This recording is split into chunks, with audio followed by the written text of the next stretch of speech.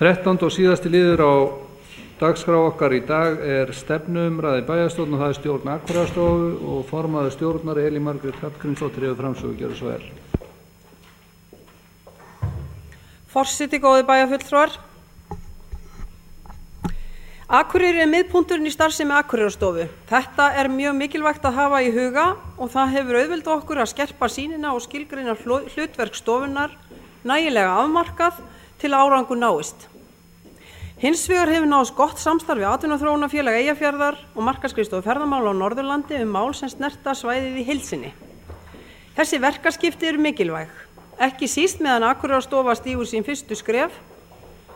Akureyrarstofa hefur einnig verið samstarfsaðili í nokkrum verkefnum sem sótt hafa styrki til vaxtarsamnings Eyjafjarðar sem reynst hefur mikilvæg bensínstöð eða orkugjafi fyrir klasaverkefni og nýsköpun. Akureyrarstofu leggur mikla áherslu á samvinnu við aðra og að vera samstarfsaðili í verkefnum fremur en stilla sér upp sem miðstýringarafli eða bákni sem allt ætlar að leysa.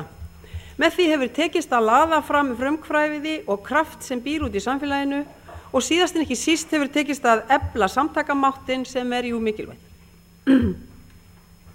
Árið 2008 var fyrsta heila starfsárið í sögu Akureyrarstofu, stigin voru fyrstu skrefin og hlutverki tók að mótast af raunveruleikanum ef svo má orðið komast. Ýmislegt hefur breyst með tilkomu Akureyrarstofu en ef til vill bein og ákveðnari þáttaka í þróun ferðaþjónustu í bænum áþreifanlegasta breytingin. Fyrir þessu meðal annars tvær ástæður. Sjálfsagt að Akureyrarbær taki þátt í að nýta og beisla þau tækifæri sem felast í ferðamannastraumnum sem hefur verið vaxandi undanfarin ár og svo hin að í þróun ferðaþjónustunnar heilmikið verk að vinna hér á Akureyri á sviðum sem kom okkur öllum vel. Þannig að þáttaka í þróun ferðaþjónustunnar ein leið til að taka þátt í uppbyggingu athafnalífsins í bænum en það eins og við vitum almennt vandasamt vegna samkeppnissjónarmiða. Akureyrarstofa á öðrum þræði menningarskrifstofa í venjulegum skilningi og fer með öll hefðbundin menningarmál og raunar ólík systur sinni höfuðborgarstofu að því leyti og ég vil nú rekja helstu atriði starfsemi helstu menningarstofnana á Akureyri okkar á árinu 2008 sem við rekum eða fjármögnum með sérstökum samningum. Á Amtbókasafninu var starfsemin samkvæmt venju. Útlán voru 200.000 og stóðu nánast í stað milli ára. Að meðaltali koma 460 gestir á safni hvern virkan dag. Flestir koma á mánudögum og fæstir á miðvikudögum. Skemmtilegt að halda utan svona tölfræði. Sýningarhald í safninu var blómlegt og stóð safni sjálft fyrir sýningunni Amtbókasafnið í 180 ár, þar sem sýndar voru 180 bækur í eigu safnsins, eða ein fyrir hver starfsár. Þá tók safnið þátt í sýningu Leikminjasafns Íslands og leiklist á Akureyri og á norræna skjaladeginu var sett upp sýningin 100 ára afmæli Akureyrarkaupstaðar 1962 svo dæmi séu tekin. Efnahagsástandið á Íslandi í lok árs hafði áhrif á starfsemina en aðsókn á safninu jókst mjög undir lok ársins. Á Héraðsskalasafninu var áframhaldandi fjölgun gesta á milli ára en þangað sóttu 724 á árinu. Notkun á safnkostinum jókst einnig á milli ára en gestir fengu afnot af 3.500 skjalanúmerum sem 20% aukning frá fyrra ári. Árinu voru áberandi fyrirspurnir og beiðnir leiti í jarðaskjölum vegna krafna ríkisins í þjóðlendumálum. Minjasafnið á Akureyri tók við rekstri nonnahús í kjölfar þess að sóttakonur afhentu Akureyrarbæ það til eignar. Sýningin nonna var sett upp í Japan og Þýskalandi, sýningu Sigríði móðurnonni í Amtbókasafninu og farið var í vel sótta nonnagöngu. Mikill fjöldi sótti minjasafnið sjálft heim þó þeim fækkaði nokkuð á milli ára. Gestirnir voru 28.700, þar að koma í gamla bæinn í Laufási helmingur þeirra, eða 14.533 sem jú athyglisvert. Íslensku sjónlistaverðlaunir voru afhent í 3. sinn í september. Steingrímur Eyfjörð hlaut sjónlistarorðuna á sviði myndlistar en Guðbjörg Kristín Ingvarsdóttir hlaut verðlaunin á sviði hönnunar. Heiðursorða sjónlistar féll í skaut Steinunnar Bjarnadóttur myndlistakonu fyrir framlag hennar til alþjóðlegrar myndbandslistar. Starfsemi listasafnsins á Akureyri var blómleg og sóttu 20.250 gestir safnið heim og nemendur í safnafræðslu voru 1.600. Meðal sýninga á árinu má nefna Búdda á Akureyri, Bæ Ísland og sýningu Guðmundar Ármanns myndlistarmanns, búsettan á Akureyri, Gárur sem laðaði til sín langflesta gesti eða 6.311 talsins.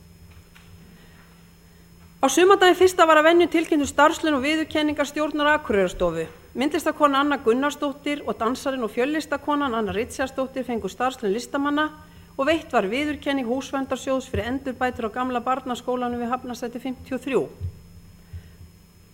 Starfsemi menningarmiðstöðvarinnar í Listagili og Listasumars var blómleg. Miðstöðin sá í samstarfi fjölmarga aðila margbreytilega viðburði í Listagilinu og sem dæmi má nefna samstarfi tónlistarfélag Akureyrar tónleikaröðina föstudags freistingar, samstarfi tangófélag Norðurland sem svonefnda Milonga tangókvöld, fyrirlestraraðir í samvinnu við listnámsbraut Verkmenntaskólans hér, svo fátt eitt sé nefnt. Listasumar stóð að venju í 8 vikur, fjölgun varð á gestum og voru erlendi gestir og viðburðum en meira áberandi en fyrr. Sumrinu lauk svo á Akureyrarvöku í lok ágúst. Starfsemi Sinfóníuhljómsveitar Norðurlands gekk vel. Ríflega 4.000 gestir sóttu tónleika sveitarinnar, auk fjölda ungra tónlistarunnenda á skólatónleikum sem hún hélt. Fyrir utan eigið tónleikahald átti hljómsveitin samstarf við fjölmarga aðila svo sem Hafnarfjarðarbæ vegna 100 ára afmælis hans, kórastefnu við Mývatn, leikvila Akureyrar á Akureyrarvöku og Þór vegna aðvendu tónleika. Velgengni leikfélags Akureyrar hélt áfram á leikárinu 2007-08. Gestafjöldi var 35.000 og að meiri hluti þeirra gestir sem sækja Akureyri heim til að njóta sýninga félagsins. Langvinsalasta sýningin var Fló á skinni sem laðaði til sín ríflega 14.000 gesti. Menningarstarfi vetur má segja að það hafi verið með hreint ótrúlegum blóma þrátt fyrir erfitt efnahagsástand. Það gefur samfélag okkar mikið gildi og það ljóst að margir lögðu mikið á sig til að létta okkur hinu lífið. Ég vil sérstaklega minnast á útrás tónlistarskólan úr sínum húsum en nýstofnaðar hljómsveitir frá honum spiluðum víða völl. Jólagjöf tónlistarskólans og leikfélagsins, tónleikar handa bæjarbúum, var á kærkominn glaðningur á erfiðum óvissu tímum. Tilgangur samnings menntamálaráðuneytis og Akureyrarbæjar er að efla hlutverk Akureyrar í lista- og menningarlífi á Íslandi með stuðningi við meginstofnanir á sviði myndlistar, tónlistar og leiklistar. Heildarkostnaður við menningarmál á Akureyri er áætlaður 482 milljónir á árinu og eru framlög ríkisins 120. Á grunni samningsins við ríki gerir Akureyrarbær meðal annars samninga við leikfélag Akureyrar og Sinfóníuhljómsveit Norðurlands sem grundvallar starf sitt á stuðningi frá ríki og bæ. Á lokaári samninga hingað til hafa leikfélagið og Sinfónían gert áætlun næsta starfsár eftir en gert er ráð fyrir því að framlög til starfsmenna verða lágmarki óbreytt. Í ljósi þess að efnahagsástandið er nú ótryggt hefur verið óskað eftir því við ráðuneytið sem fyrst verði ákveðin fjárhæð í endurnýjun samningi. Því að öðrum kosti er útilokað fyrir þessar stofnanir að gera áreiðanlega áætlanir og ganga frá samningum næsta starfsár. Svo skoðun hefur jú stundum heyrst að ríkið hafi gert nóg og það er að láta hér við sitja í framlögum til meginstofnana í menningu og Akureyri. Byggir þetta viðhorf á því að framlögin sé á handa Akureyringum fyrst og fremst en að ríkið hafi helst gildur við höfuðborgarsvæði þegar uppbyggingu stærri menningarstofnana kemur. Í samningnum sjálfum er hins vegar litið svo á að markmið hans sé jafnframt mikilvægt markmið byggðaþróun og að skapa í öfluga valkosti í búsetumálum á Íslandi. Ég tel að enn sé mikið verk óunnið í uppbyggingunni og ekki sé erfitt að rökstyðja aukna þátttöku ríkisins í framtíðinni bæði í starfsemi og ekki síður rekstri menningarhússins Hofs. Til samanburðar framlög ríkisins til meginstofnana á landinu má hafa eftirfarandi tölur framlög til stofnana staðsetta í Reykjavík. Þjóðleikhúsið fær 738 milljónir króna á þessu ári til reksturs síns, Sinfóníuhljómsveit Íslands 646 milljónir, Íslenska óperan 176 og Íslenski dansflokkurinn 116. Þetta gera svo mikið sem 1.676 milljónir. Og í þessum samanburði eru 125 milljónir ekki há fjárhæð. Upphaflega stóð til að opna menningarhúsið Hof í ágúst af þessu ári en sem kunnugt var ákveðið að fresta opnun þess til næsta árs. Á síðasta ári fór fram umtalsverð vinna við markaðssetningu og upplýsingagjöf. Gefinn var út glæsilegu bæklingur á íslensku og ensku, farið var í samkeppni merki hússins og sett upp heimasíða Hofs. Þess að geta að flytja þurfti 6 viðburði vegna þessara frestunar og húsið er jú bókað langt fram í tíman. Nú þegar þrengir í rekstri bæjarins hefur hvarflað mörgum hvort ekki sé rétt að fresta því enn frekar að taka húsið í notkun. Í því sambandi er mikilvægt að átta sig á því að húsið er það langt komið í byggingu að lítið myndi sparast við það að hætta nú. Kostnaði við fasteignina sjálfa mun mynda 90% rekstrakostnaði hússins. Þá er heillavænlegra að setja verkefni að stað og hefja strax handa við að nýta þau fjölmörgu tækifæri sem felast í tilkomi þess. Ekki síst á sviði ráðstefnu og fundahalda. Staða okkar verður þá mun sterkari þegar hjól efnahagslífsins fara að snúast að meira afli á ný. Þá er rétt að nefna það að hafin er samvinna nokkurra hagsmunaaðila í bænum og Akureyrarstofu sérstakt átak í markaðssetningu á Akureyri sem ákjósanlegu ráðstefnustað. Raunar má benda á að það sem helst á þessu sviði sem vart hefur orðið samdráttar í íslensku ferðamarkaði, dregið hér úr því aðilar sæki til Akureyrar til funda á ráðstefnuhalda eftir bankahrunið, sem jú bein afleiðing samdráttar og sparnaðar í þjóðfélaginu. Því meiri ástæður til að taka saman höndum í markaðssetningunni og ekki síður í vöruþróun ráðstefnu bæjarins Akureyrar. Grundvallaratriði er að minnsta kosti einn söluaðili hér á Akureyri verið sérhæfur og þekki alla möguleika á þessu sviði. Akureyrarstofa hefur tekið þátt í að skipuleggja og ramma inn ýmsa viðburði á Akureyri. Stundum er að ræða talsverða framleiðslu viðburða eins og Akureyrarvöku og hátíðinu verslunarmannahelgina, en í öðrum tilfellum er meira það að ræða að pakka inn viðburðum sem aðrir standa fyrir, eins og aðventuævintýri og páskaævintýri. Þá er markmið að gera fjölda viðburða einni hátíð sem kynnt og markaðsett í einu lagi. Í vetur var í fyrsta sinn kynnt vetrarfrí á Akureyri, nokkurs konar hátíð í tengslu við vetrarfrí grunnskólan í landinu í febrúar og haldið verður áfram að þróa það tilbúið næsta vetur. Markmiðið með því að aðstóða við viðburðarhald er að vekja reglulega yfir árið athygli á Akureyri og skapa tilefni fyrir landsmenn að heimsækja okkur. Takist það skapar það tekjur og tækifæri fyrir þá aðila sem reka þjónustu og verslanir hér í bænum. Þáttaka bæjarins í þannig fjárfesting sem skilar sér tilbaka í gegnum beinar og óbeinar tekjur sem við höfum af þeim gestum sem hingað sækja. Þetta hefur sannað sig í vetur með auglýsingaherferðinni Komdu norður. Þegar veðja var á að landin hefði þörf fyrir að lyfta sér upp og að Akureyri væri kostur sem hefði upp á margt eftirsóknarvert að bjóða í afþreyingu og þjónustu. Sem dæmi áhrif að einu viðburði má nefna að Reykjavíkurborg hefur reiknað út með könnunum að 6-7 milljón króna fjárfesting hennar í tónlistarhátíðinni Iceland Airwaves skili 170 milljónum króna tilbaka gegnum eyðslu gestahátíðarinnar og með henni stendur. Það eru þessar afleiddu tekjur sem skipta samfélagið svo miklu máli en erfitt oft að festa tök á til að rökstyðja, ekki síst í upphafi, opinbera aðkomu að viðburðum. Hátíðin ein með öllu og allt undir var eiginlega sérstöku ævintýri síðasta sumar. Hátíðin hefur verið umdeild svo ekki sé fastar orðið kveðið síðustu ár og haft sína kosti en einnig stóra galla sem gjarnan vilja fylgja miklu mannsöfniði. Tilkoma Akureyrarstofu með áherslu á hlutverk hennar í ferðaþjónustu og skipulagi viðburða gerði það að verkum að Akureyrarbær kom með breyttum hætti að hátíðinni og tók beinni þátt í skipulagningunni. Mjög góð samstaða tókst með hagsmunaaðilum í bænum og Akureyrarbæ að breyta yfirbragði hátíðarinnar og gera hana jákvæðum viðburði og áhugaverðari fyrir Akureyringa sjálfa. Það tók allir sameiginlega ábyrgð á því verkefni að gera betur sem tókst frábærlega. Að undirlagi Akureyrarstofu var Margrét Blöndal ráðin til að undirbúa og stýra hátíðinni sem tókst í alla staði ákaflega vel. Sérstaklega athygli vöktu rauðu hjörtin í umferðarljósunum sem eru þar enn og eru þau lýsandi fyrir þá ljúfu stemningu sem varð með verslunarmannahelgina. Hjarta kom svo meira við sögu þegar á hausti leið og hafinn nú undirbúningur næstu verslunarmannahelgi og það ljóst að svo góði árangur sem náðist í fyrra brothættur en ásetningurinn hinn sami. Að skapa ljúfa og góða hátíð fyrir alla fjölskylduna. Í þetta skipti má búast við því að Abba enn á bæjarbúa gesti, við mögum búast við því að mæta Agnetu, Frítu, Birni og Benni víða með bæinn þegar þar að kemur. Svo nú er rétt að fara að huga saumavélinni og Abba-diskonum. Ekki leiðilt það. Á sviði markaðsmála hefur verið unnið jafnt og þétt að því að styrkja ímynd bæjarins í ákjósanlegs áfangastaða ferðamanna jafnt innlendra sem erlendra og þetta hefur meðal annars verið gert með umfangsmiklum auglýsingaherferðum undir kjörorðunum Komdu norður. Það eru samstarfsverkefni marga aðila að ræða en verkefninu er stýrt af Akureyrarstofu og unnið að frumkvæði okkar.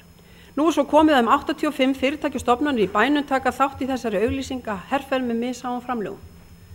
Verkefnið er gott dæmi það hvernig hægt er að ná ótrúlegum árangur ef margir aðilar snúa bökum saman í samkeppni. Bæði kannanir og reynsla hafa sýnt að herferðin skilar umtalsvert auknum straumi innlenda ferðamanna til bæjarins og bætir ímynd bæjarins í hugum landsmanna.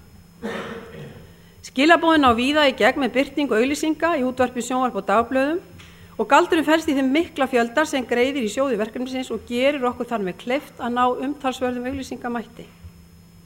Fyrir utan birtingu auglýsingi herferðinu Kontu Norður stýrir Akureyrarstofa einnig gerð og birtingu ýmissa auglýsinga í bæklinga og blöð sem hafa það markmið að kynna erlendum ferðamönnum ákjósanlega áfangastaði á Íslandi. Mikilsverður liður í markaðssetningu bæjarins er opnun heimasíðuna visitakureyri.is. En sá vefur nær utan allar helstu upplýsingar sem geta orðið gestum og ferðafólki að gagni. Notkun á síðunni hefur aukist jafnt og þétt og segja má að ákveðin sprenging hafa orðið í febrúar og mars á þessu ári eins og bæjarfulltrúar sjá meðfylgjandi mynd. Og þessa miklu aukningu má án efa rekja til þessara auglýsingaherferðar þar sem vefurinn hefur gegnt lykilhlutverki og mikill fjöldi ferðamanna sótti Akureyri heim. Akureyrarstofa heldur einnig utan vefinn akureyri.is sem fyrr með vinsælli vefjum landsins og mælingar sína áberandi aukningu á notkun á tímabilinu janúar-mars þegar skíðavertíðin stóð sem hæst og fjöldin notenda hefur farið í rímlega 50.000 á mánuði. Notkunartölu fyrir byrjun ársins 2009 eru lægri en árið á undan sem skýrist að aukinni notkun á vefnum visit.is sem eins konar ferðamanna vefur okkar og hefur því tekið yfir hluta af þeirri umferð sem var áður á akureyri.is. Síðan í nóvember síðastliðinn hefur unnið að nýjum verslunarvef fyrir Akureyri í samstarfi við verslunareigendur, Akureyrarstofu og hugbúnaðarfyrirtæki Stefnu og markmiðið er að náð á einu stað utanum það góða úrval verslana sem er hér í bænum og auka þátt verslunar í ferðaþjónustur enn meira en nú er. En aldrei hefum við kynsama ferðamannafjölda og var í vetur. Tölur frá Hlíðarfjalli vitna það, en þar var fjölgun 30% og aukningi var mest í janúar og febrúar, en þá var 100% aukning með við síðustu ár. Og það er jú sérstaklega verðmætt fyrir okkur á tímum sem áður hafa verið mjög rólegir. En hvers vegna vill fólk heimsækja okkur í svo stórum stíl? Er það bara vegna þess að við erum eini kosturinn eða það er orðið dýrt að fara til útlanda? En svarið er líklega það að við erum eftirsóknarverður áfangastaður og það er engin tilviljun. Við erum væntanlega uppskera ávexti þess mikla starf sem unnið hefur verið í uppbyggingu síðustu árum, grunnstoðum samfélagsins og íþrótta- og menningarlífi. Og þá má líka benda á það uppbygging framhaldsskólan og háskólans hafa búið til ný og öflug tengsl við fjölmarga aðila við Akureyri. Og svo er ótrúleg flóra veitinga og kaffihúsa sem byggst hefur upp hér í tengslu við þetta úrval veitinga. Verslana er hér líka gott. Það vakti athygli í vetur og 3 óskilt fyrirtæki á mismunandi stöðum við þjóðveginn frá Reykjavík til Akureyrar tóku sér saman að búa til auglýsingu ætla ferðalöngum á þessari leið og þetta segir mikið þá stöðu sem að Akureyri hefur fengið í hugum ferðamanna. Og því held ég því hygglust fram að við höfum náð því að verða aðaláfangastaðar Íslendinga yfir vetartíman og við höfum að leggja okkur fram að halda þeirri stöðu sem gerist jú vissulega ekki að sjálfu sér, krefst mikilla vinnu og árverkni áfram. En í síðustu viku bárust okkur niðurstöður úr könnun Ferðamálastofu þar sem spurt var hvað finnst þér gera Norðurlanda spennandi áfangastað fyrir ferðamann og þá voru tæplega 800 manns sem svöruðu þessari spurningu og 40% nefndu Akureyri. Þar á eftir 32% nefndu náttúrufegurð og 22% Mývatn, 14% síðan Ásbyrgi og svo framvegis. Þetta er jú vissulega traustvekjandi og hvetjandi niðurstöðu fyrir okkur. Og þróun þessara ferðaþjónustu mun halda hér áfram. Þekkt er orðið til 24 tindar og 24 stundum þar sem er fjallaleiðsöguferðir og síðan verðum við hér boðið upp á hestakerruferðir í sumar og það er verið að vinna að endurbótum í Hrísey, upplýsingamiðstöð, kaffisölu og sýningu í húsi Hákarlajörðar, þannig að það er mjög margt sem að er í bígerð og er unnið að og svo býður okkar náttúrulega Grímsey með alla sína spennandi möguleika í markaðssetningu sem er ný perla hér hjá okkur. Og síðan er jú unnið að því að merkja bæinn okkar betur í samstarfi við framkvæmdadeild. En nú þegar svigrúm Akureyrarbæjar rekstri þrengist nokkuð tímabundið þurfum allir að leggja hönd á plóg í sparnað og aðhaldi. Og reynum að benda á að stofnun Akureyrarstofu hafði ekki sjálfur sér aukningu á fjármagni til þeirra málaflokka sem hún fer með, heldur er það einfaldlega nýtt öðruvísi.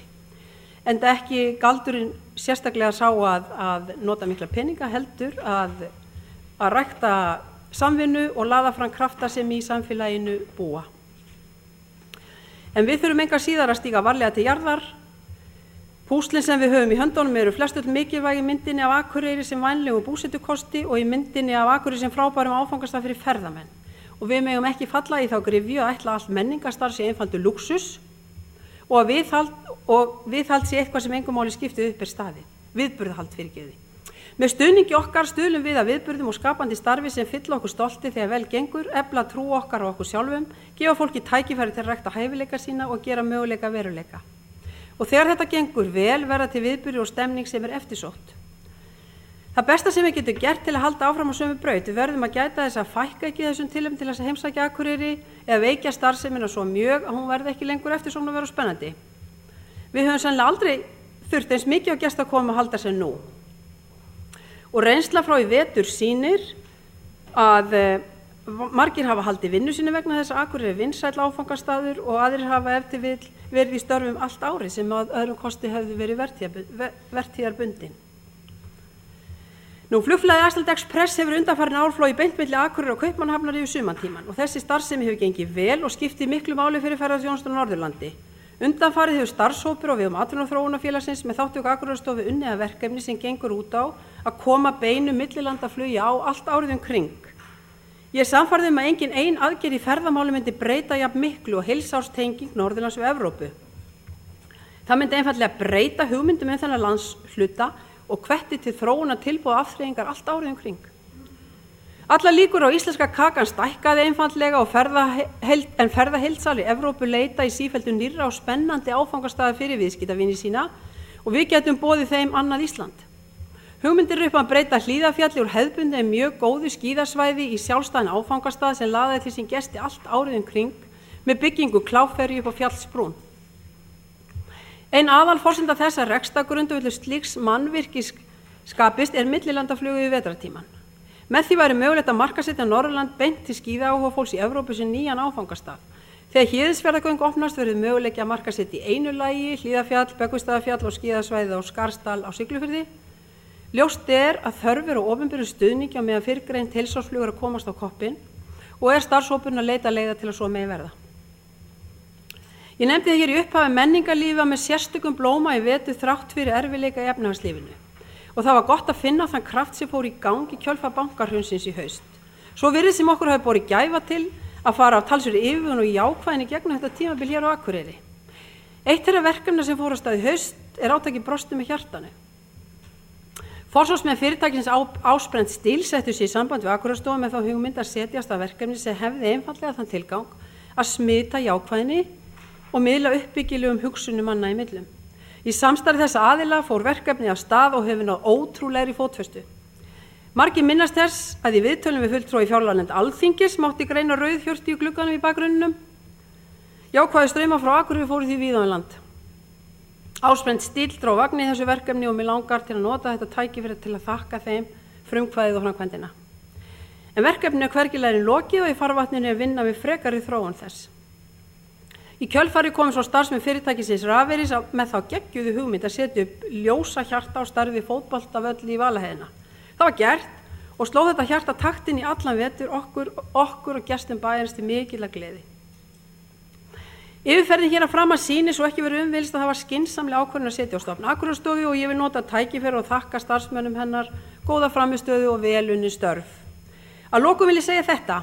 Akureyrarstofa hefur tekið á móti fjölmörgum erlendum blaðamönnum og ferðaþjónustu aðilum í vetur sem hafa verið nær orðlausir yfir hjartanu stóru í heiðinni og ekki síður öllum hjartunum í umferðarljósunum. Upplifun þeirra Akureyri var því önnur og öðru vísi og það er einmitt í gegnum jákvæða og góða upplifun sem við getum sigrað hjörtun. Takk fyrir. Jóhannes Bjarnason tekur til máls.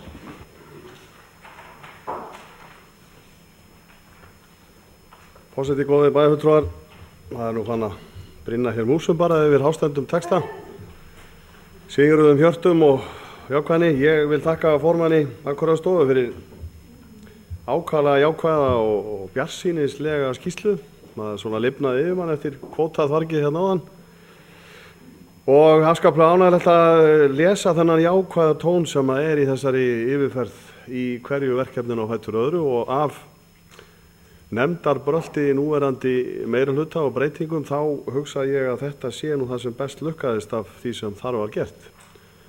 Því að það hefur komið í ljós sem er ákaflega jákvætt að þessi stofnun sem slík, eða nefnd eftir hvað við köllum hana, hún er að hægt og rólega að vaxa fiskur í hrygg og bæta við sig og ég tel að það sé vanmetinn þáttur í þessari ferðamannaaukningu aðkoma bæjaryfirvalda og þar af leiðandi Akureyrarstofu í markaðssetningu og upplýsingagjöf það sem við höfum fram að færa. Þannig að hafi Akureyrarstofa sem slík og hennar starfsmenn og nefndarmenn þakkir fyrir það. Nú, ég get ekki látið hjá líða fyrst að það minnst hér fremst í þessari skýrslu vaxtarsamningin, en að gráta hér stórum tárum fyrir vaxtarsamning sem ég sé mikið eftir. Var búin að flytja margar lærðar ræður í að verja hann og biðja menn þolinmæði og þrautsegju til að bíða eftir að hann fara að skila árangri, og þegar við sáum fyrstu spírurnar skjóta upp úr moldinni, þá voru það skornað niður. Ég er ekki að tala um það sem við tók sig alls slæmt, en það sem við vorum með í pípunum í gamla vaxtarsamningnum og þá miklu vinnu sem við vorum búin að leggja í einstökum hópum og klösum, ég þótti ákaflega dapurlegt hvernig þetta hvarf bara yfirborðið jarða með einu litlu pennastriki í einu stóru ráðuneyti. Það þótti mér dapurlegt. En það er fortíðin. Núna erum við með annan samning sem að hefur að mörguleyti held ég reynst ágætlega, en það breytir ekki þeirra staðreynd að hitt hefði þurft að fá að þroskast áfram. Það hefði skilað okkur árangri, ég er sannfærður það, og var það alveg frá upphafi. Þessi útgáfa af samningi núna, hún er alveg mátt fljóta með. Varðandi menningamálin, þá styttist náttúrulega í sennilega stærsta viðburð í menningarsögu okkar Akureyringa, sem er opnun á menningarhúsinu. Og þá erum við að tala umbyltingu af stærstu stærðargráðu. Mig langar að spyrja formann stjórnar Akureyrarstofu aðeins út í það hvort að Akureyrarstofa sé eitthvað fann að kortleggja þær breytingar sem verða í raun og veru á menningarlífinu í bænum, þá með tillit til húsakost annars staðar í Gilinu og annars staðar, hvað við munum selja eða breyta notkuna og svo framvegis. Það er alveg ljóst að það eru eignir í Gilinu sem að eflaust við bara reynum að selja eða koma í notkun hjá einhverjum öðrum, en ég gjarnan vilja fá að heyra hvort að Akureyrarstofa hafi yfir höfuð tekið þetta mál fyrir, rætt þetta, skoðað möguleika, því þeir sannarlega eru fyrir hendi þegar að starfsemi verður komin á full skrið í nýju menningarhúsi. Nú, varðandi ráðstefnubæinn Akureyri sem að hér var minnst aðeins á framarlega þessari yfirferð, þá auðvitað skapast gífurlegir möguleikar hvað varðar ráðstefnu haldið í menningarhúsinu. Það sem auðvitað skortir hins vegar og vantar upp á fyrir stærri viðburði er náttúrulega gistirými, hótel, og það er kannski verkefni og stærðargráða sem er erfitt fyrir Akureyrarstofu að fjallum sem slíkt, nema þá að gera einhvers konar könnun á hvað þeir aðilar sem að í þessum rekstri eru, hvort að þeir séu með einhverja hugleiðingar í gangi þegar versta efnahagsstórhríðin verður gengin yfir að koma að því að byggja hóteli. Það er auðvitað lykillinn að því að nýtingin verði einhver á þessari stóra byggingu, það er að við komum ráðstefnugestum á þokkalega gistingu. Nú, ég get nú ekki farið yfir þetta, svona minnast aðeins á hátíðina eina með öllu, sem að tók afar ánægjulegum breytingum undir öruggri stjórnun Margrétar Blöndal. Þetta voru ólíkt skemmtilegri upplifun heldur en mörg ár þar á undan. Vissulega eru ákveðnir þættir sem við getum kannski aðeins rýnt í meira, eins og mikil ölvun á unglingaddansleikjum og fleira, en það breytir ekki þeirri staðreynd að hátíðin tók algjörum umbreytingum í þetta sinn, og yfirbragðið var, eins og ég hef kannski oft til að sjá það, að við erum kannski meira að hugsa bara okkur sjálf, halda Akureyringum og fá brottlutta Akureyringa hinga til að fá þessa nostalgíu tilfinningu, og eins og kemur hérna fram með þetta ABBA-þema og fleira, að það geti verið bara vel til fundið að búa til slíkt, já við skulum kalla það bara æði, eins og stendur hann held ég. bíómyndin söngleikurinn, ABBA-söngleikurinn sem að ég held að hver einasta íslenska kona var búin að sjá og einstaka hlýðnir karlmenn og skemmta sér prýðilega yfir. Ég held að þetta hafi verið ágætis innlegg fyrir hérna svona hátíðahöld og ég hugsa að það verði einmitt með góðri og klókri markaðssetningu hægt að svo ég noti enn og aftur eitthvað útlenskur mótivera gesti fyrir eitthvað svona. Og enn hefði ég kosið líka að við héldum í þessa siði sem við vorum að reyna að vekja að hefja aftur framleiðslu tímabundi á ákveðnum gömlum akureyriskum framleiðsluvörum sem að maður svona setti sig inn í stellinga með að fá aftur að prófa. Og þar að nóg að taka, það alveg ljóst. Ég ítreka aftur hlut Akureyrarstofu í fjölgun ferðamanna. Auðvitað hjálpast margt aðeins og í vetur, það var náttúrulega afburða aðstæður, veðrið lék við okkur. Það var gott skíðafæri í Reykjavík, undarlega á það hljómar, þá það afskaplega mikilvægt upp á að fá fjölda fólks í norður yfir heiðar. Vegna þess að þá fara Reykvíkingar að leita sínum tækjum og tólum til útivistar. Ef að veðrið þar leiðilegt þá eru fjöldinn allra fólki þar sem ekkert að hugsa þetta. Og við skulum ekki gleyma því að það voru fleiri sem fóru í skíðaðstöðuna fyrir sunnan heldur en hérna. Við nutum bara góðs að þessu öllu saman og við vorum búin að markaðsetja þetta fínt. Maður tók eftir auglýsingum og öðru sem að svona mér fannst vera vel lukkaðar á allan hátt. Það svona gáu upp það sem hér var hægt að gera og eru enn að gera og ég bara ánægður með hvernig þetta að þróast. Þyrftum kannski að fara í örlitla skoðun á svona litlum atriðum tengdum ferðamannaþjónustu. Þau kannski skipti ekki alveg öllu í stórum fjárhæðum en ég heyri það mjög glöggt til dæmis á viðskiptavinum sundlaugarinnar að þeir eru mjög undrandi á því að borga 50 krónur meira í sund hérna heldur en í bestu sundlaugar höfuðborgarinnar. Og bara núna síðustu helgi þá lenti ég meira að segja bara í erfiðustu vígstöðu en að verja gjaldskrána í Sundlaug Akureyrar miðað við aðrar laugar á höfuðborgarsvæðinu og hafði í raun og veru lítið úr að spila en að þarna væri bara langbesta starfsfólkið og hollara vatn og einhvern þvæla sem ég reynda að beita fyrir mig. En þetta svona lítið, já bestu sundmennir, það rétt sér hún. En þetta svona lítið atrið sem við þurfum að huga. Þetta pirrar ferðamenn að vera að borga meira heldur en að borga heima hjá sér. Nú, það ánægilegt að sjá að Kláfurinn komin á blað aftur. Hann lenti undir feldi í nokkur ár. Hann eftir ákveðnum kosningabækling frá ónefndu framboði þar sem að Kláfurinn var rækilega markaðssettur sem framtíðar úrlausn í atvinnumálum. En það held ég mjög vel til fundi að kanna hvort þetta raunhæfur möguleiki og þetta auðvitað, ég held að sé vanmetið mjög aðdráttarafli sem svona tæki hefur og ef að okkar færustu reiknistokksmeistar að segja að þetta sé grundvöllur fyrir þessu þá held ég að þetta í frábær viðbót í okkar möguleika og ekki síst að nota þessa aðstöðu upp í Hlíðarfjalli á sumrin. Nú, ég vil kannski lokin þakka starfsmönnum frá Rafeyri og ekki síst Áspenn Stíl líka fyrir þeirra framlag.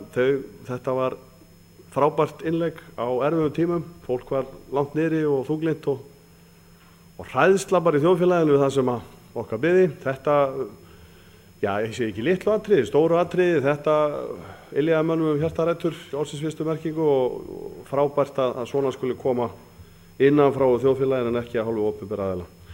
En ég í lokin ítreka það að það var í raun og veru ánægilegu lestur að fara yfir þessa skýrslu, þetta jákvæða yfirbragð og bjartsýni sem þarna ríkir á svo margt. Það var ákaflega vel þegið á þessum krepputímum sem að gera okkur heldur þungt í skauti oft. Tínleif Skjóldal tekur til máls.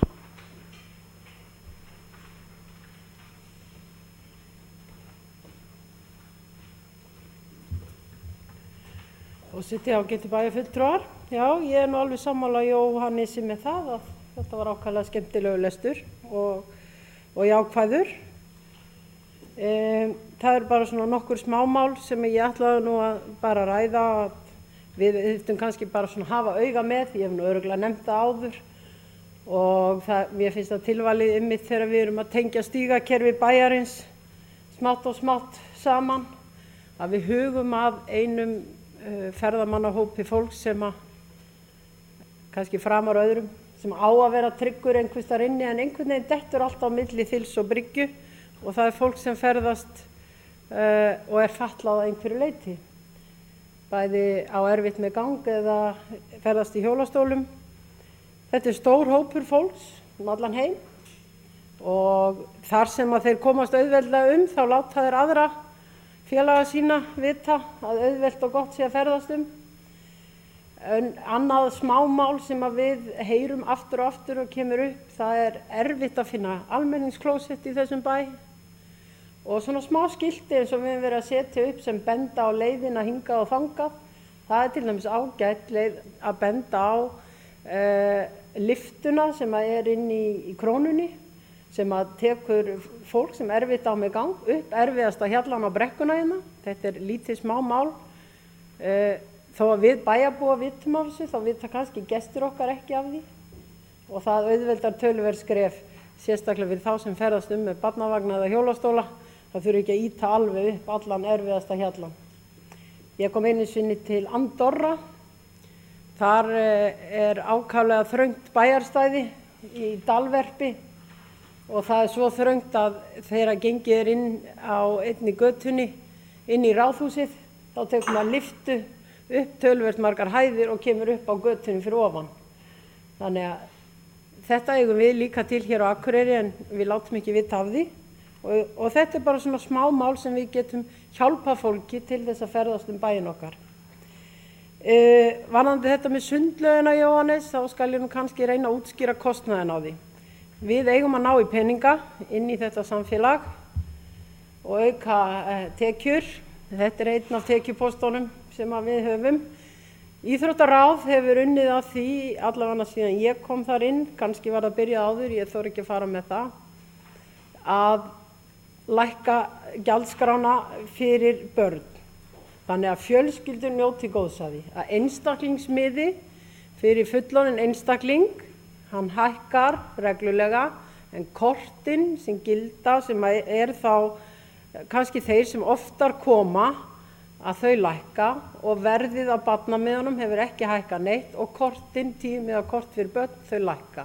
Og þannig höfum við reynt svona að gæta sanngirni á þeirri vegferð að í framtíðinni þá fái öll börn frítt í sund því að eins og þið vitið, þá veit ég að besta fjölskyldu íþrótt sem fjölskylda getur stunda saman að fara í sund saman. Og þetta meðal annars ástæðan fyrir því að það svolítið dýrara fyrir fullorðinn einstakling sem kemur einu sinni í sund heldur en á höfuðborgarsvæðinu. Varðandi Hlíðarfjallið, þá langar mig líka að geta þessina því að það kom ekki fram og það ekki víst að allir Akureyringar viti það að janúar og febrúar nýliðnir voru fyrsta sinn skiluðu þeir hagnaði upp í Hlíðarfjalli. Fyrsta sinn síðan Hlíðarfjall var tekið til notkunar. Þá skiluðu janúar og febrúar hagnaði og stóðu undir sér. Og mér finnst það bara mjög merkilegur og mikilfengur áfangi. Vegna þess að oft gerum við ráð fyrir að öll þessi þjónusta sem við erum að fá kosta okkur ekki neitt og við séum alltaf bara að græða á henni. En staðreyndin svo að við borgum með henni, bæði sundlauginu og Hlíðarfjalli.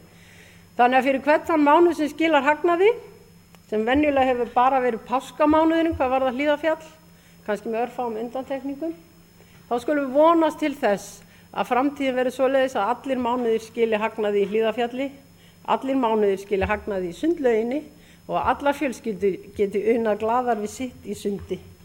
En annars þakka ég bara fyrir þessa skýrslu og mér líst ljómandi vel á þetta og stefni glöð að því að vera dansandi og tjúttandi hér á abbadögum í sumar.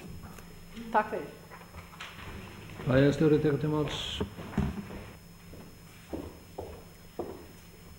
Forseti, ágætu bæjarfulltrúar, ég vil taka undir þakki til formanns fyrir afar skemmtilega og greinargóða yfirferð þau mál sem að Akureyrarstofa hefur með höndum. Þetta virkilega skemmtileg lesning og ítarleg.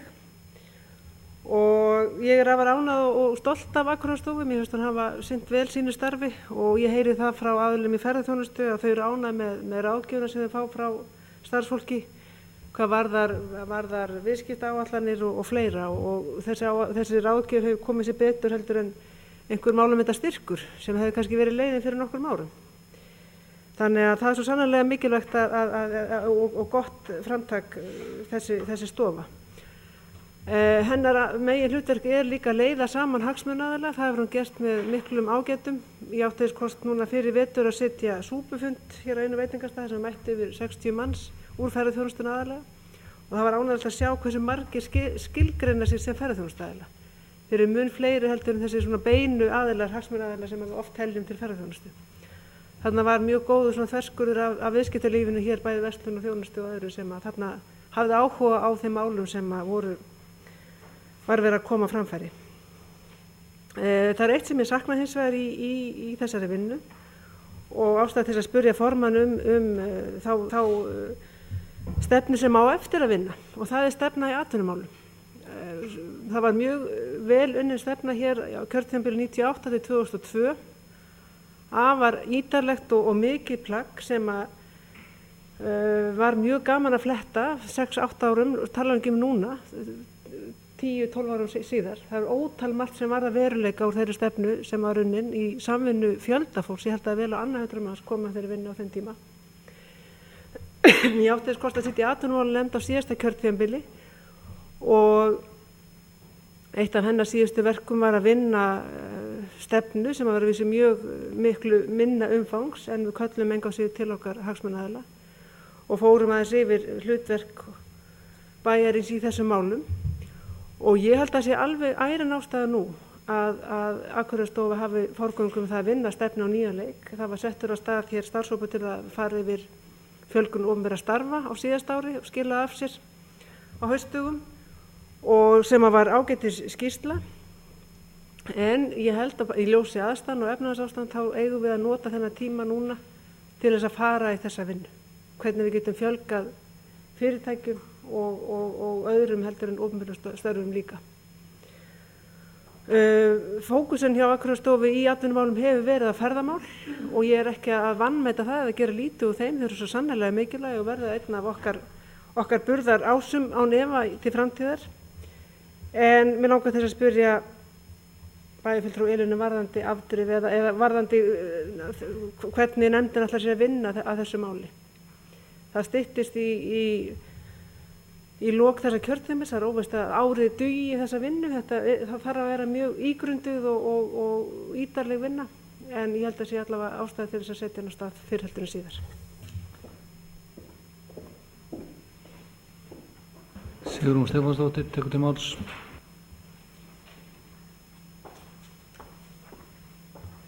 Forseti, ágætu bæjarfulltrúar, ég ætla að byrja því að þakka formanni Akureyrarstofu fyrir mjög svo jákvæða stefnuræðu og ekki veitir af, ég tek undir orð þeirra sem á undan hafa komið að ekki veitir af einhverju jákvæðni inn í samfélagið, en við getum státað af svo mörgu hér á Akureyri.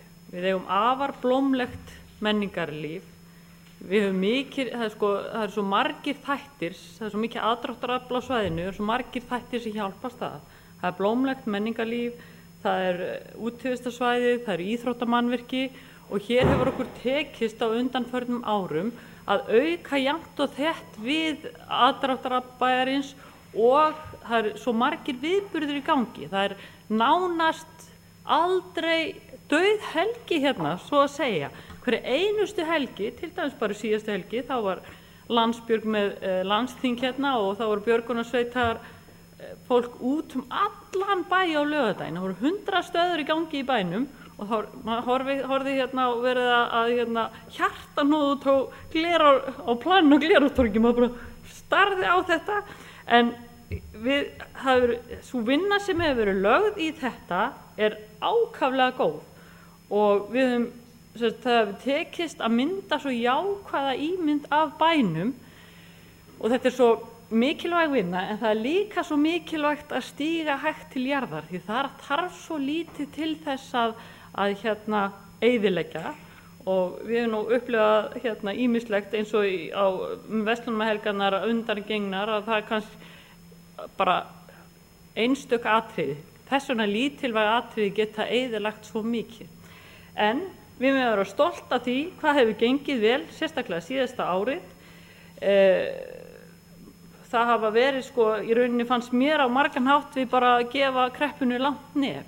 Með þessum hjörtum, fyrst með hjörtunum í ljósunum, svo með hjörtum út allan bæ og svo síðast en ekki síst stóra hjarta yfir í Valaheiði og ég alveg sagt að þetta búið að ylja mér hjartarættunar ansi oft. Bara að stoppa á rauðu ljósi og horfa á hjarta Það bara, gerir það bara skemmtilegra að bíða á ljósi heldur en að hafi verið fram að þessu. En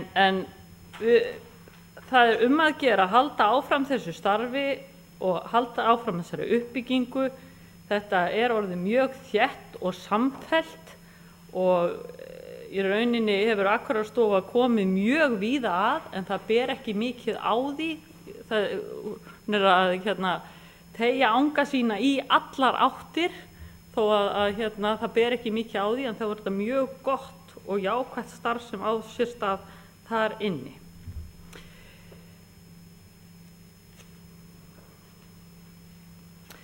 En mér finnst ákaflega ánægjulegt að sjá það í könnuninni sem kynnt var í stefnuræðinni þegar var skoða hvers vegna fólk vill heimsækja okkur og hvað aðdráttarafl svæðisins að Akureyrarbær eða Akureyri hafi fengið þar 39,4% því að einhvern veginn fannst hefur manni fundist í gegnum tíðina að Mývatnssveit hefði vinninginn þegar væri verið að tala Norðurlandi eða að í Mývatnssveitin myndi draga svo marga til sín en allavega sína þessa tölur að Akureyrarbær þarna með tæp 40% sem afar mikið og maður var alveg sérstaklega var við þetta í vetur og í rauninni fannst manni bara Akureyrarbær eða skíðabærin Akureyri hafa verið inn í vetur. Það var bara svolítið inn að koma norður og fara á skíði með fjölskylduna. Ákaflega margir voru að koma sem höfðu áður farið til útlanda og það mjög mikilvægt að halda í þetta. Nú jafnvel komin hefð á það sé bæði flott og gott og fjölskylduvænt að koma norður á Akureyri á skíði og ég ætla svo virkilega vona það að við getum haldið í þetta því að þetta svo bæði mikilvægt fyrir ímynd bæjarins og fyrir atvinnustarfsemi í bænum. Þetta ekkert smá innspýting í bæjarfélagi að fá svona margar heimsóknir á dauðasta tíma ársins. Og svo líka alltaf aukast þættirnir sem fólk kemur. Einu sinni þá koma allir og fóru á sumrin á Sund og í Brynju. Nú hittir maður fólk sem segir ég kem alltaf á skíði, Greifan og Brynju. Það svona, sumir koma og fara í Sund og Kjarnaskó. Það verður halda að koma fleiri og fleiri þættir sem svona fastir punktar þegar þeir farið í gegnum Akureyri. Og við að benda á þetta allt. Kjarnaskó, Krossanesborgir, Sundlaugina, Hlíðafjall, allt pollurinn. Svo spurning hvort að höfrungarnir kom ekki aftur. Það hvort þið hefum gert áskrift við þá. Það væri nú ákaflega jákvætt eða ég læti sjá síðan aftur. En ég segi það, haldið áfram þessu góða starfi. Það mjög gott að fá svona jákvæða stefnuræðu og líka gott að fá þessa yfirsýn. Maður veit svo sem af þessu öllu en fá upplýsingar þetta allt í einum pakka að þá hljómar þetta mjög þétt og mikið og við státum að miklu og höldum vel utan þetta og höldum áfram á þessari góðu braut. Helena Karlsdóttir tekur til máls. Forseti, ágætu bæjarfulltrúar. Ég ætla að byrja því að þakka formanni Akureyrarstofu, stjórnar Akureyrarstofu fyrir mjög góða stefnuræðu og ég tek undir það sem sagt hefur verið að það einstaklega jákvæður tónn í þessu plaggi, enda margt jákvætt að gerast í viðburðarbænum Akureyri. Mér langar til þess að byrja á að segja að hjá Akureyrarstofu vinnur alveg ótrúlega kraftmikið og hugmyndaríkt fólk. Þetta mjög skapandi fólk og ég held við séum bara afskaplega heppin hvað við erum vel mönnuð. Við langar líka að segja að í stjórn Akureyrarstofu þar er mikil eindrægni og það er mikil samstaða líka, þannig að í rauninni bara mjög gaman að taka þátt í þessu starfi sem Akureyrarstofa sinnir. Ég er líka sammála því sem að hér hefur verið sagt varðandi stofnun Akureyrarstofu. Ég held að þetta hefur verið gæfuspor, enda á Akureyrarstofu alltaf sess í mínu hjarta, þannig að ég er ákaflega ánægð hvernig til hefur tekist. Það er kannski ekki skrítið þó að ferðamennskan og það sem að henni tilheyrir hefur vaxið núna undanfarið, en það hefur verið mikill kraftur settur í þennan málaflokk, og ég held að komandi sumar verði fyrir okkur sprengja. Það verður sprenging í ferðamennsku hérna hjá okkur næsta sumar. Enda hefur komið í ljós að hér hefur verið vitnað í könnun Ferðamálastofu varðandi Norðurland. En það kom líka fram að tæplega 90% landsmanna ætla að ferðast innanlands í sumar og flestir ætla að fara á Norðurlandið. Þannig að ég held og með öllu því sem er að gerast í sumar með landsmótinu, þá erum við að sjá rosalega fjölgun ferðamanna hérna í bænum. Það er varðandi stefnumótun í ferðamálum, þá á fyrsta ári Akureyrarstofu þá að fara í stefnumótunina, en það er kannski það sem það þyrfti að gera núna, það væri að setja punktin yfir ið. Hún hefur ekki verið kláruð, þannig að það þyrfti að gera það. Og ég vil taka undir með bæjarstjóra varðandi atvinnumálin og stefnumótin í atvinnumálum. Ég held að sé akkurat tími núna til þess að fara í þessa endurskoðun, og ég held í leiðina ættum við að huga því að nú er atvinnumálunum skipt á milli Akureyrarstofu og bæjarráðs. Ef ég man rétt að þá er það í meirihlutasamningi meirihlutaflokkana að atvinnumálin ætti að færast yfir til Akureyrarstofu. Ég held að það ætti að skoða það líka í leiðinni. Þegar við fórum af stað, það óttaðist maður að það yrði ákveðin skörun á milli Akureyrarstofu og markaðsskrifstofu ferðamanna á Norðurlandi. Því markaðsskrifstofunni sér alveg allt Norðurlandið og við ætlum að fókusa bara á Akureyri. Maður heyrði það hérna í bænum að það var svona, fólk var skeptísk á þetta, hvernig þetta myndi allt saman virka saman. En ég held með hvernig málin hafa þróast, þá held þetta hefur verið ákaflega farsælt samstarf sem að Akureyrarstofa og markaðsskrifstofan hafa átt varðandi ferðamálin.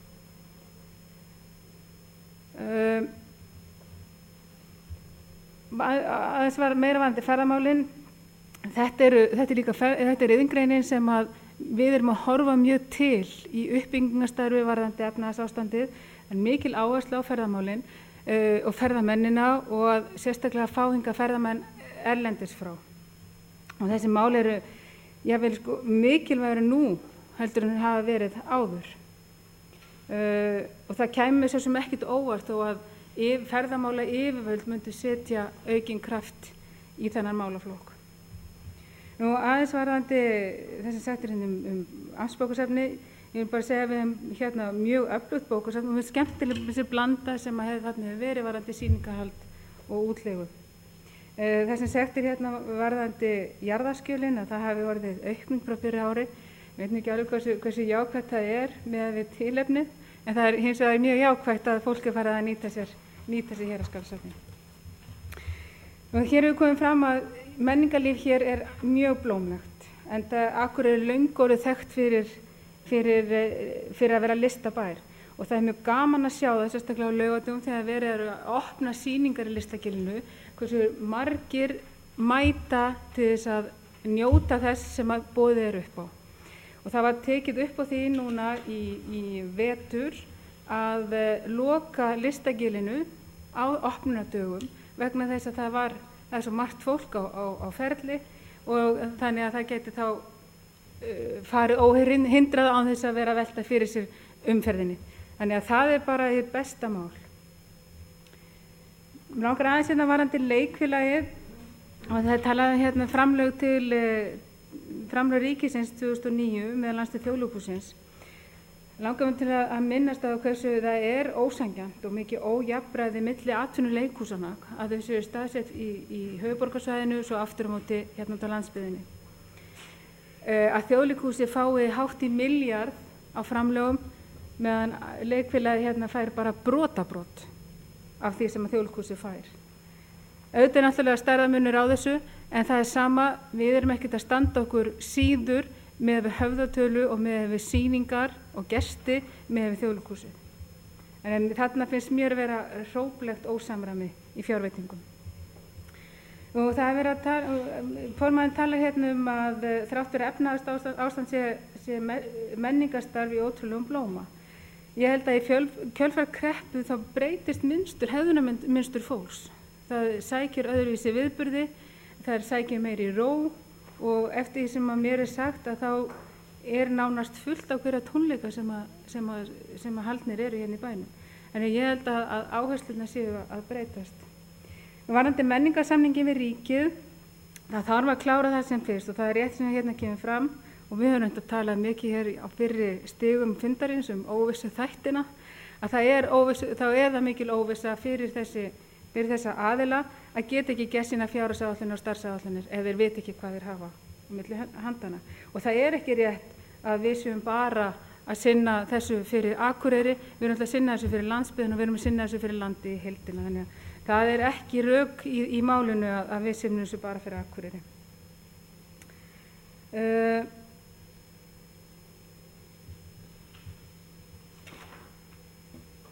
Nú taka undir hérna varandi eina með öllu. Hvernig hátíðin er að þróast bara mjög jákvætt og ég hlakka til að sjá hvernig ABBA-æði rennur á fólk núna í sumar. Af því að Bæjarfulltrúi Jóhannes ræddi hérna söngleikinn ABBA eða bíómyndina, hvernig hún höfðaði til allra, þá heyrði ég í útvarpinu í gær að meira svo Bubbi Morthens orðinn ABBA-aðdáandi. Þannig að það er ýmislegt og höfða til ýmis og til þeirra sem maður skildi ætla að hefur engan áhuga á þessu. Þannig að ég held að Verslunarmannahelgin ætti að höfða til allra á sama hvaða aldri eða kyni þeir eru. Það er bara flott þetta með Hlíðarfjall og bara fagnaði hvað vel hefur tekist til. Maður heyrir það enn þann dag í dag að koma til Akureyrar eins og koma til útlanda. Þannig að það er kannski ekki skrítið þó að fólk flykkist hingað bæði að vetri og sumri. Mér langar til þess í lokin að því að formaður nefnist á þróun tilboð þjónustu ferðamann og minnist hér á 24 tinda. Þá er spurning hvort við ættum ekki að huga að því og það er, ég veit að þeir sem að standa að þessum samtökum, þessu félagi, hafa áhuga á því að bjóða upp á fjölbreyttari gönguleiðir og fjölbreyttari ferðamennsku hérna á svæðinu. Þannig að við ættum þá að taka vel í það að koma til mótsöða í þeirra beiðni, en ég veit að þeir hafa áhuga á því að koma upp gönguleiðum hérna upp á Gleradal, þannig að við höfum að taka jákvætt í slíkt því að það gerir ekki annað heldur en bæta við og auka fjölbreytnina. En svo vil ég bara ítreka þakkir mínar líka til átaksins og þeirra sem stóðu að brjóstum í hjartanu. Þetta var alveg frábært framtak og er ennþá. Og ég tek undir það sem sagt hefur verið þetta léttir lundina og hversu margir eru komin með þetta með svo orðið útrásarverkefni. Það var farið með þetta til Reykjavíkur. En það sem ég kannski tókti sárast við það var að það var eins og Reykvíkingar væri að finna upp þetta fyrirbæri en það kæmi ekki hérðan. En þetta er snilld og ég vona að það verði áframhald á þessari þróun. Að lokum vil ég bara þakka enn og aftur kærlega fyrir framsöguna og óska starfsmönnum Akureyrar allra heilla, enda er komandi sumar mjög annarsamt og viðburði. Takk. Kristín Sigfúsdóttir tekur til máls.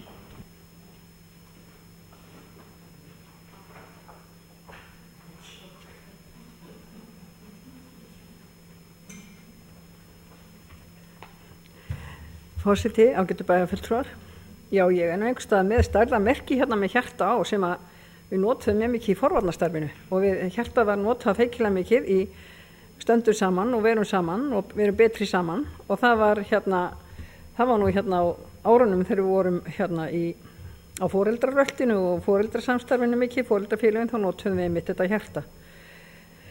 Og þetta tekst vel, það er gott. Og það væri að bera í bakka fullan lækinn að fara að bera meira lofa á þessa skýrslu, en hún er ágætt, alveg prýðileg. Og ég ætla ekki að svona drepa marga þætti, en mér langar til þess að tala verslunarmannahelgina og mig langar að minnast á það að þetta skiptir feikilega miklu máli. Það er fátt betri auglýsing fyrir okkur heldur en að takist vel til, og ég ætla bara að hnykkja á því að hvernig við getum notað tjaldstæðið okkar. Og það skiptir gríðarlega miklu máli, og það eru að hafa þar einfaldar og skýra reglur og hafa þær þannig að þær séu sambærilegar við reglur sem notaðar eru á tjaldstæðum hjá þjóðum sem við viljum bera okkur saman við. Maður sé bæði öruggur á tjaldstæðinu, geti komið þangað hvenær sem er, þegar það er opið, og viti að það er friður. Það sé ekki útíðhátíð þar, helgi eftir helgi. Ég kallaði útíðhátíðina gæsalappa, eins og var nú hér á tjaldstæðinu okkar árum saman í júlí og ágúst. Og það skiptir miklu máli að kynna það líka vel, og bæði er það fyrir erlenda gesti, en fyrst og fremst, af því við erum alltaf að mæra það hvað við höfum þá góða aðstöðu fyrir innlenda sem koma, og fjöldi fólk sem getur komið og verið saman á tjaldstæðinu og Hömrum. Og það er mjög mikið atriði að við höldum fast utan starfið þar og kynninguna. En það er annað líka það er tengingi við Hamra, hvort það verður nógu gott að komast þar á milli. Það verður nú kannski hægt að hafa hestaferðir þangað frá efstu stoppistöð og hestaferðir inn á Hömrum, ég veit það ekki. En það þyrfti að vera einhvern veginn hægt að komast þangað. Það er þetta með kynninguna á Akureyrarbæ, og hvað gera þessir ferðamenn sem koma nú á 3. vinsælustu höfnu skemmtiferðaskipana, og það er nú stundum þannig að við erum þarna með 25 rútur og við erum ægilega spennt að leggja af stað og fara að segja þeim frá hér og drífa þá. Margir þeirra vilja fara hér í Laufás og í Mývatnssveit þessuna, en kynningin á sjálfbænum, hvar eru segulböndin sem hvar er hægt að hlusta á kynningun á Akureyri áður maður leggur á stað bæinn. Það verður sjálfst í menningarhúsinu, en eins og leiðsögnum Akureyri og göngufjörðum Akureyri, það er örugglega verið reynt að gera þetta, en ég held að skipti miklu máli að það sé hægt að panta leiðsögn og fá leiðsögnum svæðið og sagt frá Akureyri. Mér fannst mér fannst synd að það væri ekki hægt að hafa þetta til dæmis í bókasafninu, þar sem maður gæti komið og séð alla söguna, annarkvort á myndböndum eða fónum. Ég veit ekki til að það sé komið þar. En þetta er allt saman gott og blessað. Fundurinn er svo langur, ég ætla ekki lengja með að segja meira. Takk fyrir.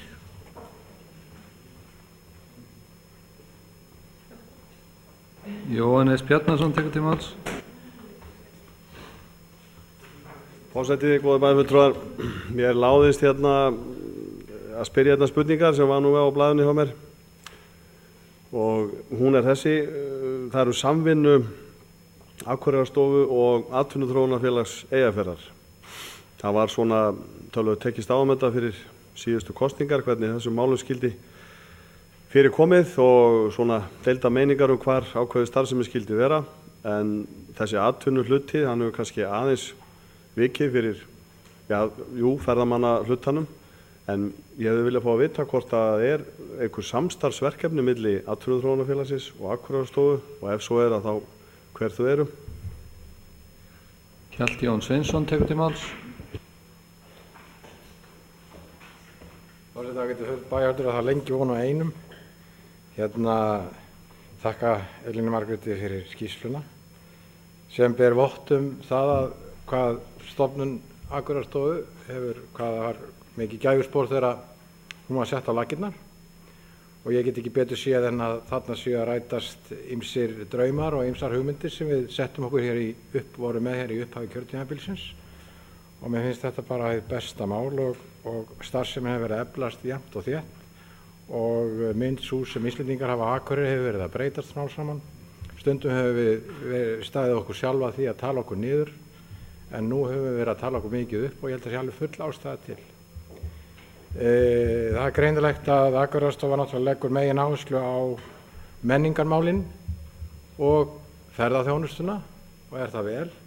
Ég saknaði þess líka að það var var lítið komið svona atvinnumálin, vissulega ferðaþjónustan mikið atvinnumál og eins verslunin, en við eigum því lána Fagnavera hefur mjög öfluga verslun á Akureyri og það koma margir bæði hér að austan og vestan til að versla hér hjá okkur allan ársins hring, jafnvel úr Reykjavík.